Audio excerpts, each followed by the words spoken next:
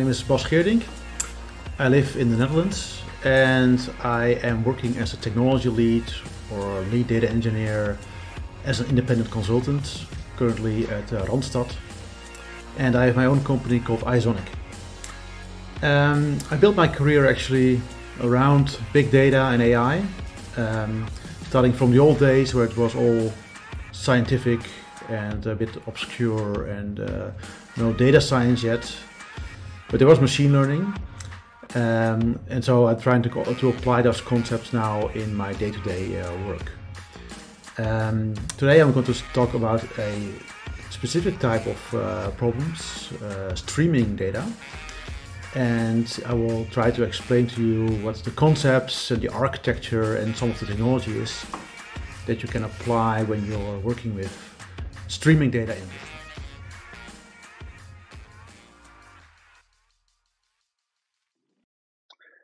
Hello everybody, good morning, and thanks for joining my session.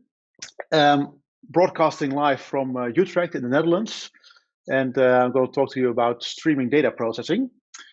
A little bit about introduction about myself. My name is Geerdink. As you know, I live in the Netherlands. I work there as an independent consultant for my own company, basically called iZonic. I have a background in artificial intelligence and informatics, and basically doing a lot of data engineering and machine learning engineering for the past few years. Yeah, you can find me on Twitter, LinkedIn, etc. Happy to connect actually. We're going to talk about streaming analytics, streaming data processing, or the term that I like best is fast data, and it's becoming increasingly more popular recently. And why is that actually? Well, to explain a bit about that, we have to go back to the old definition of big data. It was coined more than 10 years ago already by Gartner. Where they introduced the 3V model: the volume, velocity, and variety. And back in that days, a lot of people were just actually discussing the volume of data.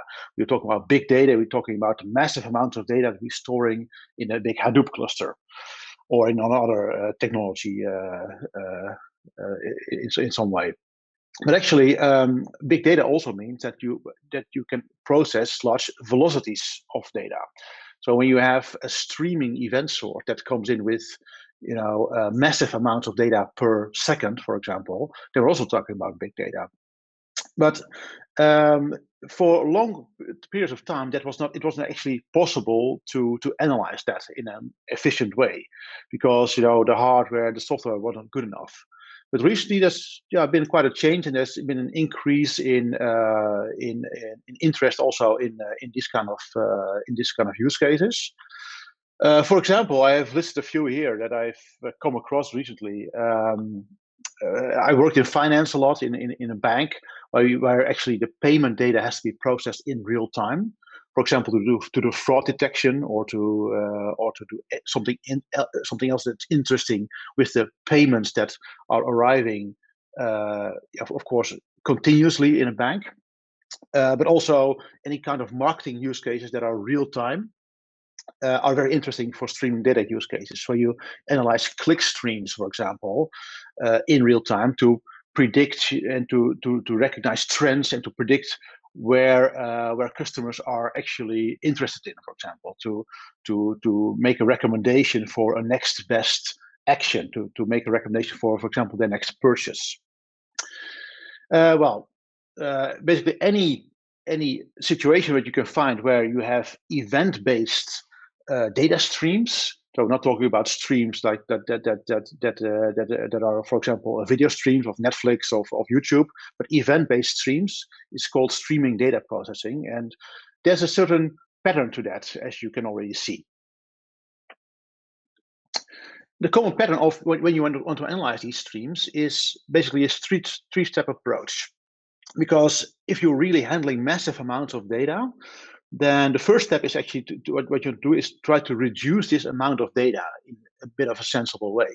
Let's say you have 100,000 events per second, which is not so strange in many like internet cases. To analyze every one of those events, it might be a bit too much. So the first step we want to do is to reduce that amount of data into a more compressed data set, so that we can actually do the interesting analysis, like the machine learning, for example, on only a subset of that data. And the first step is actually to look at events in Notion with each other and to detect a certain pattern in that, which will be interesting for us to respond to. It also probably means that we will going to discard a lot of the events because they are just not so interesting. If you are interested in somebody who wants to make a purchase online in your website, in your online shop environment, then you only want to maybe respond to people who suddenly have an interest in the latest PlayStation or Xbox, because you have a new recommendation for them, or you have a sale action for them, but not for the rest of the people. So the first step is filtering and aggregating these events, and we do that with complex event processing, or digital signal processing, as also called in some sciences.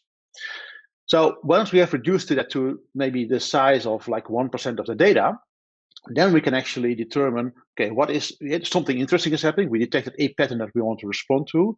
Now, what is it that we're going to do with that? And then we're going to, of course, apply a form of business rule on top of that, or a machine learning algorithm, because then we have to analyze, okay, something is happening, we are interested in a certain pattern. Now, what is the next action that we can, or the notification that we can actually produce for this particular customer? And the interesting bit there is that you're not only looking at the event itself, but also in the context of the event. That's usually the customer profile or anything else that you know for this person that has actually produced this data pattern. And the final step, of course, is to produce the notification itself, which is not so interesting because it's just probably a pop-up, or it's a transaction that is being blocked or canceled in the case of fraud detection, or it's a push notification or an email, or maybe a chat call on the screen of the customer, which is not actually in the streaming system itself. In architecture, it looks a bit like this. You can see this as a bit of a high-level reference architecture, where actually the 3 steps that I just mentioned are actually on top. We capture them in what we call streaming engines, or streaming business streaming jobs, actually on a streaming platform. I'll discuss that in detail later.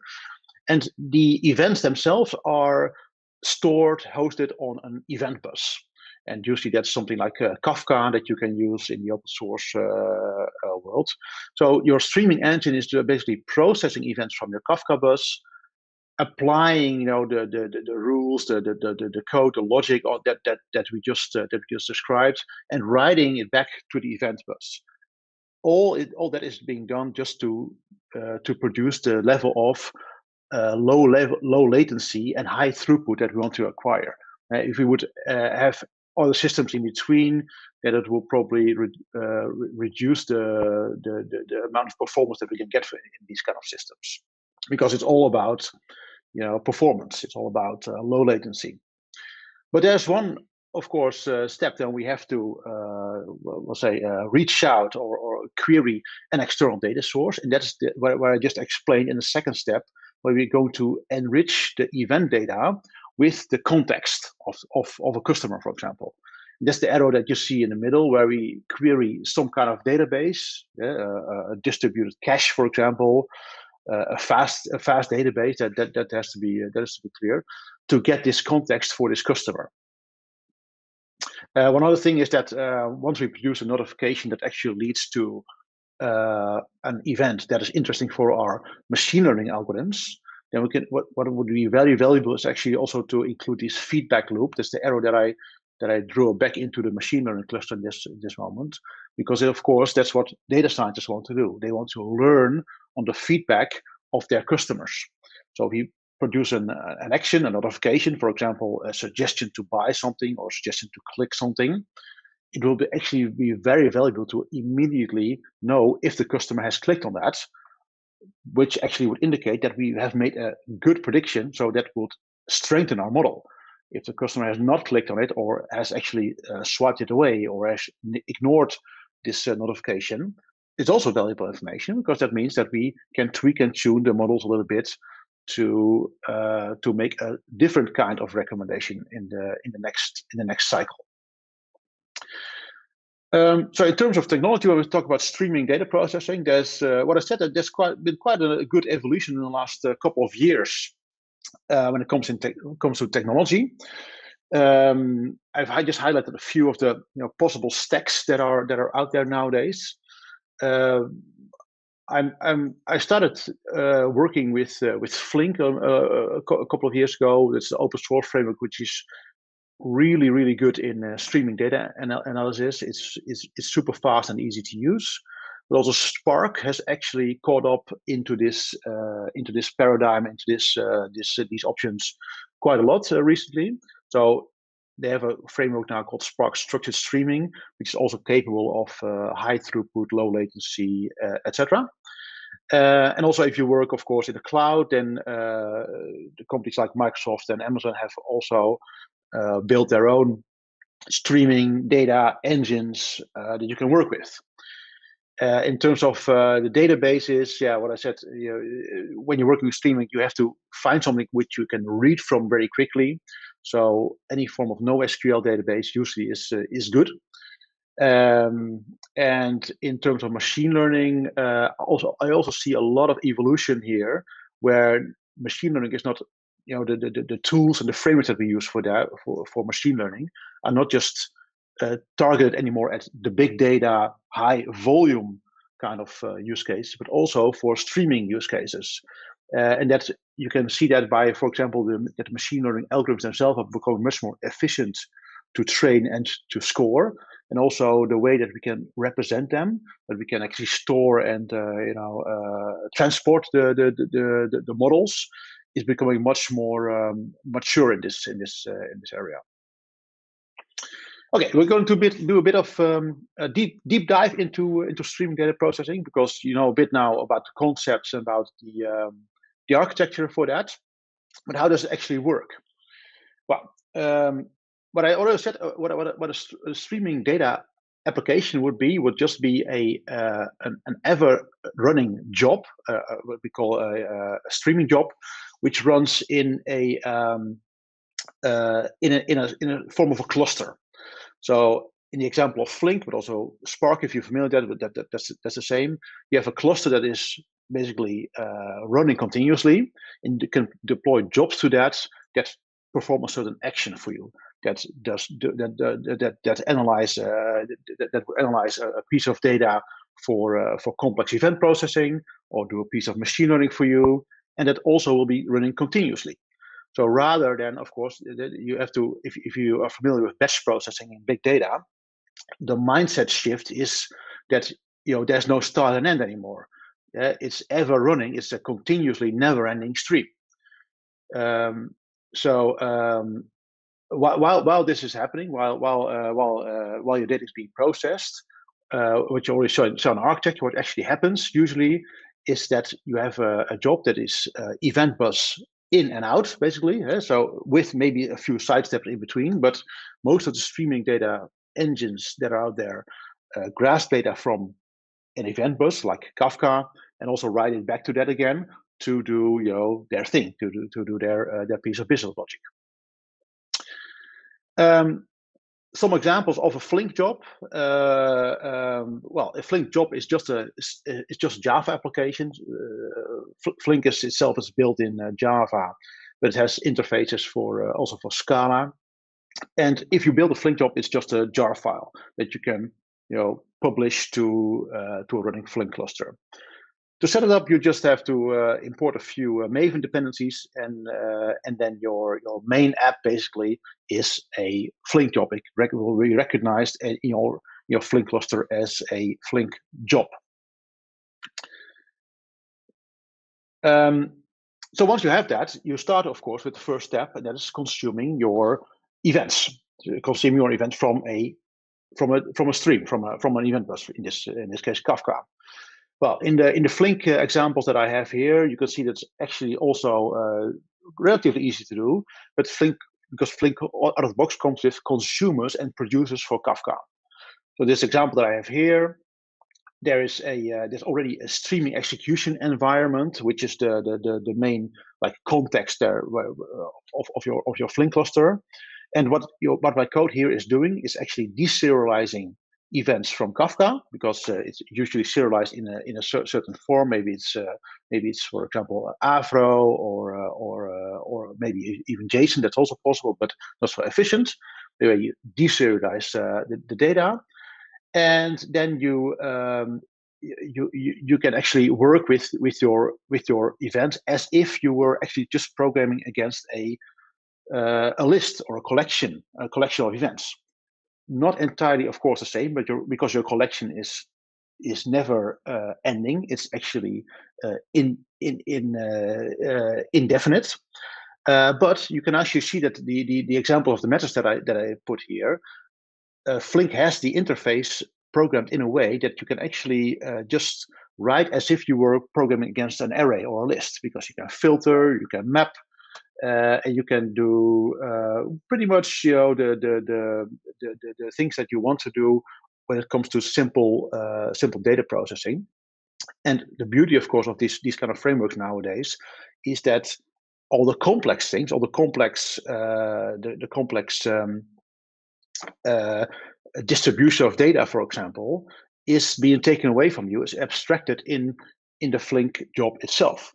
And the cluster takes care of your distribution of events.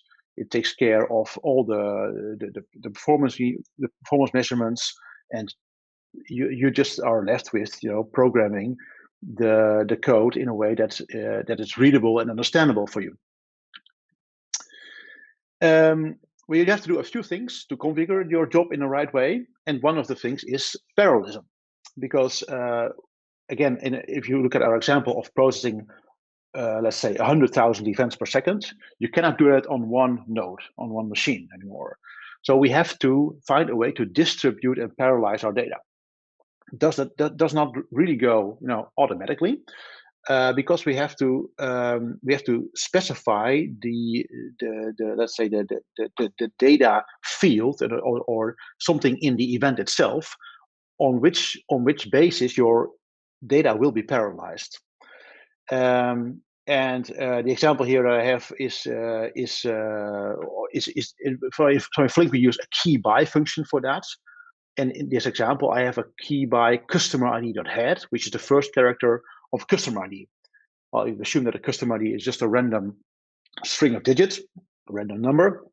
Then we can actually assume that if I program this in this way, then my stream will be parallelized, distributed across 10 nodes, the digits 0 to 9, in an efficient way. Basically, every event will end up with one node, depending on the first character of the customer ID. Next to that, you also see that I can configure my jobs and my cluster itself, of course, also in the number of parallelism that it has to use. So Flink has the concept of task managers and task slots. You can actually say, okay, even though I have let's say a cluster of 100 nodes, I only want my job to use 10 of those nodes, because, for example, it doesn't need more resources, or I don't want to get in the way of other jobs that are running at the same time. Now, at this moment, we have to talk a bit about the timeliness of events, because let's say this is the situation that you have. You want to analyze streaming data. You have huge amounts of events coming in per second.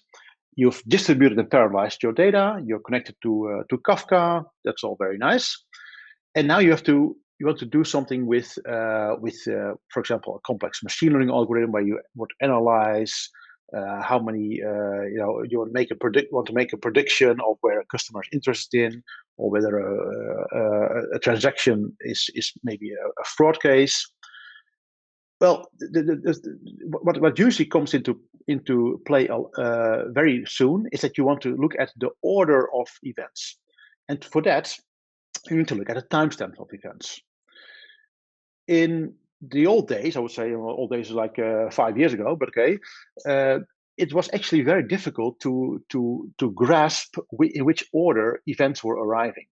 Because if we would look at the timestamp of the event itself, the timestamp that we actually get the event in our stream, that might be inaccurate, as you can see in this example. What we actually want to look at is the event time, the time where the event itself occurred. We're not so interested in the processing time. The processing time is the time that we receive the event in our stream, because that might be inaccurate because of the latency in the network.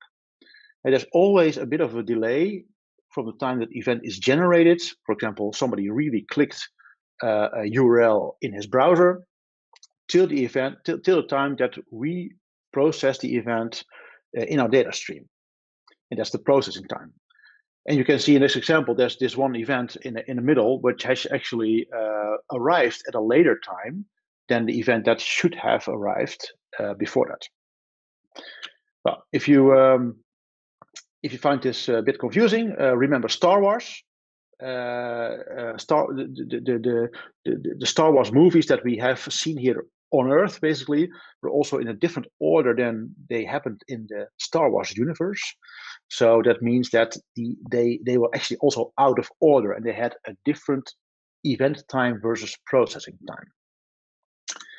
A nice thing, of course, about frameworks like Flink and also currently Spark Structured Streaming is that they can handle event time. So nowadays it's possible to specify in a stream, okay, I want you to look at the event time of the event itself and not at the processing time. If there's a timestamp in the event that you can classify as the event time, then these frameworks are able to handle them. But that's also not enough, because if you would just look at the event time, you will still have an indefinite number of events that are just following up on each other. How could you analyze that? Yeah, you can do that if you are interested in one event at a time, and sometimes that's your use case. Sometimes you have like you just want to store the event, or you just want to respond to some of the events. You just want to filter it, and that's it. In many other use cases, what you actually want to do is you want to look at a window of time, and a window is like what we call a bucket of time. It's a delimited set of data in a certain time frame. Let's say 1 hour. Because that's interesting. You might want to know the average amount of that customers are paying per hour, or you want maybe to compare the current amount of events that arrive compared to one day in the past, or even compared minute to minute or something like that. And if you want to do that, then you have to window the events. And there's three main types actually of how you can do that: sliding, tumbling, and session windows. So I think this diagram explains it best. Tumbling windows just windows that follow up on each other. So you might be interested in 1 hour of data and then stop analyzing and then analyze the next hour of data. That's perfectly fine. A sliding window is actually also similar, but you actually can do that by not saying, okay, I only want to look at the current hour and the next hour. I want to analyze this amount of time, this hour of data, for every 10 minutes. It also means that your event will show up in multiple windows, because while one window is still active, the other one is also starting to become active, for example. And a final type of window that you can analyze currently is session windows. So there's, and the name I think explains it already a bit. A session window is a window that starts and stops as defined by characteristics of the data itself. So, for example, if we look at the data stream of a web shop, then we might define a session window as starting at the time when a customer logs in, and ending at the time when a customer logs out. And we might be interested in what happens in that period of time.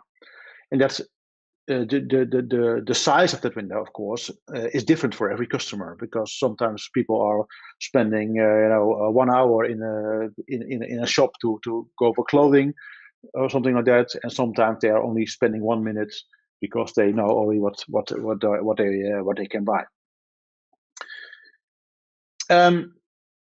Well, there's a little bit. If you're going to work with these concepts, there's a few considerations you have to make when it comes to software development. Again, a bit of a mind shift when it comes to streaming data processing compared to batch processing, because this might all look very nice. It's very cool. You can just define windows. It's relatively easy to do.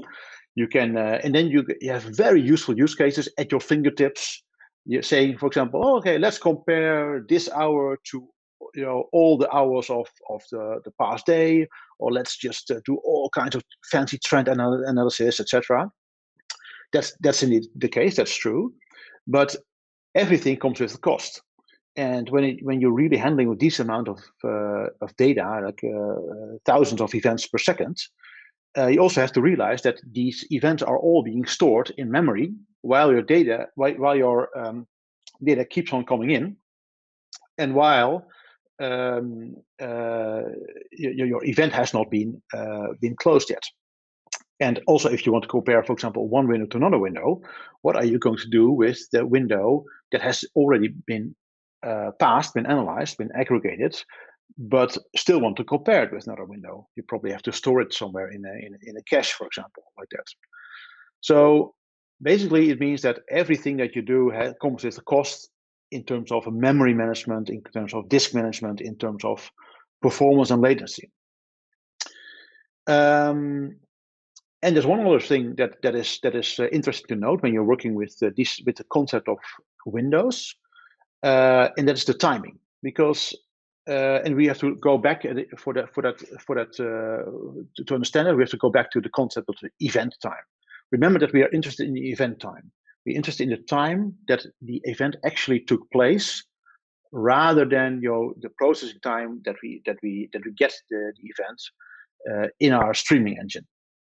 But let's say that we have defined a window of 1 hour, and so the window, and we are processing a window from 1 to 2 o'clock, for example, and we interested in, for example, an average or another fancy calculation that we want to do in that window.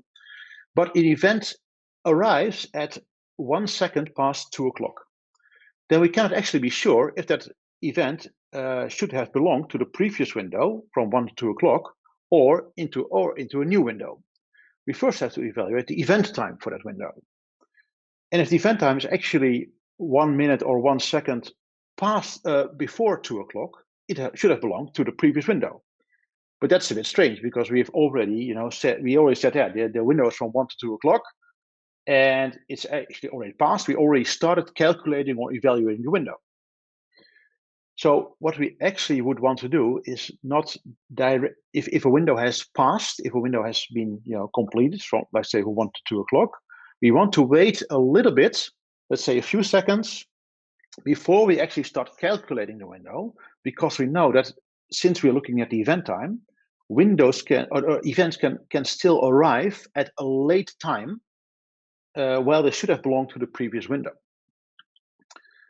And we have a mechanism to do that, and that's called watermarks.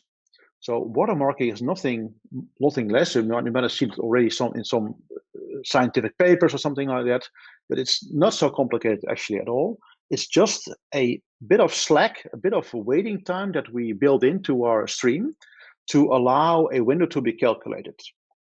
And during that small amount of time, during the small amount of slack, we still allow events to arrive. So we say, okay, if there's an event that still has an event time, we should have belonged to the previous window. That's okay. We just take it into account and we process it with the previous window. Now, as you see here in the slide, in the last bullet here that I want to make, is that, of course, if that would be an event that would arrive even later than the watermark, then we're probably lost. We'll probably ignore probably ignore the event. It will not be part of the window, will not be part of any window. It will be ignored. However, Flink as a modern framework still has a mechanism also to even try, at least you can try to do a recomputation of the window and allowing this event to be part of that with a property called allowed lateness.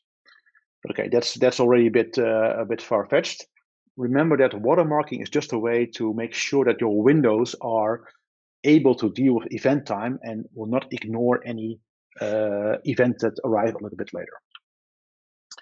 And how does this look like in a code example? Yeah, again, a Flink example here. In Flink, we extend a class called the assigner with periodic watermarks. That's one of the ways to actually build this. We have two methods in it, and the first method is extract timestamp. That actually allows us to work with event time. The extract timestamp is actually returning a value of a timestamp where we say, okay, this is what the actual event time is. And if you implement this interface, and you make a concrete implementation of this method in Flink, then actually Flink for the remainder of your stream while you're working with this can use this event time. For example, when windowing, when dealing with watermarks, etc., etc. And then, of course, the watermark itself. That's also a method you can use. It's called the get current watermark. You can go extremely complicated, do extremely complicated things if you want to here.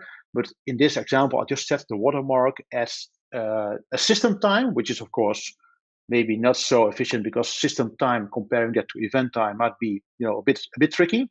But anyway, for example, this is working as it should. And I set the watermark as the timestamp minus 1000 milliseconds. So actually, we have a watermark of 1 second. And in that watermark, we still allow light events to arrive. Okay, one other thing I want to discuss here, the last main topic is machine learning. If you want to do machine learning on a stream, and usually you do that, remember the first steps, you usually do this when you have already compressed the stream, compressed the amount of events into something that is maybe 1% of your data, because if you want to do a machine learning algorithm on every event that comes in, you will be doing thousands of events, thousands of machine learning scoring per second. That's probably not going to work. But okay, that might be an option as well. So, but usually the pattern is first aggregate the data, do a window, and in that window, once you have compressed that to a reasonable size of data, apply a machine learning on top of that with enriched, with an enriched feature set, and that's the context that we have got from, for example, the customer. Well, in many, like say, ML ops frameworks and books and discussions and blogs that you read, how do you do machine learning scoring, the evaluation of machine learning model? You usually call an API. So your machine learning algorithm will be wrapped in an API built with a Python framework like Flask, for example, and the machine learning model will be inside your API, accepting the features and exporting the results of your machine learning model like a score. And that's very that's a very common way to do that. That's very reasonable. But in streaming data processing, everything is about timing and about performance and latency. So it actually might be, and we did a lot of tests with this, it might actually not be fast enough to go from a data stream to an external API, call it across the network, evaluate it in also a Python, maybe not so efficient way, and then return it across the network. That might already take maybe half a second, and that might already be too long for you to be fast enough to handle your data. So another way to actually score these models is to load them directly in your stream. And there's another way the way to do that is actually to serialize your models, not to an intermediate format which is Python based, but to, for example, something like PMML, which is an XML based language. And I have an example of this here, just XML, and there's also PFA, which is the equivalent, but then in JSON. That's an intermediate format where you can export your models to, and that they can be loaded directly in your stream. So you don't have to go across the network to evaluate a stream. You can actually run them directly in your streaming data engine. And the previous slide I said is that actually all the modern machine learning frameworks and tools that data science will be using, including sklearn, including also commercial vendor products like SAS, etc., can export their models to PMML. So rather than serializing them in joblib or pickle, which is the common Python way to do this, it might be actually worthwhile to look at something like PML. They have an open source framework called OpenScoring.io that can actually, and there's an example of this here, that can actually evaluate these models in your stream itself.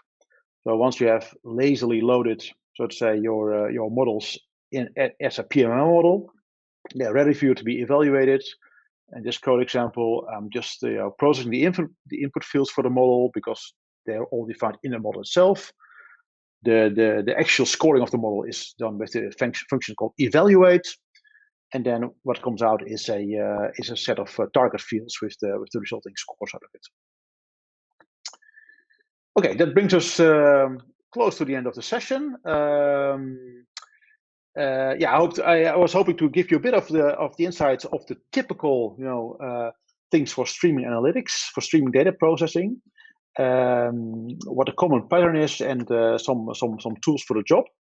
But mostly, I hope to give you a bit of the tip of the iceberg that, and I hope to have shown you that there's typical, some typical issues or things that require a bit of a different mindset when you're working with streaming event data compared to batch processing of big data. We discussed event time, late events. We discussed windowing, and of course everything will be related to low latency and high throughput.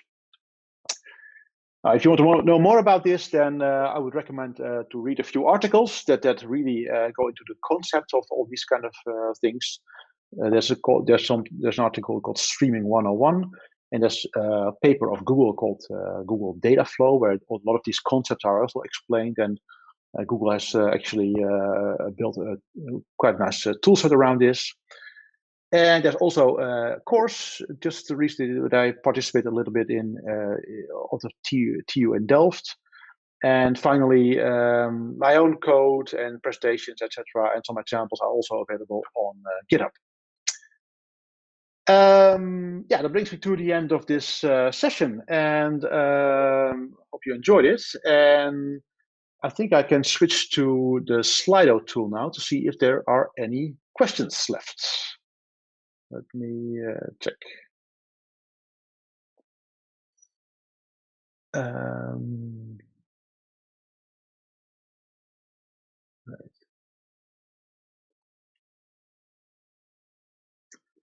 Okay, I don't see any questions appearing yet.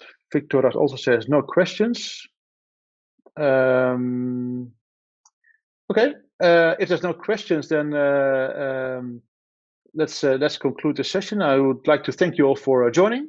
There is actually a breakout session on Zoom, so I will go to that Zoom room now as well. So maybe I'll meet you there.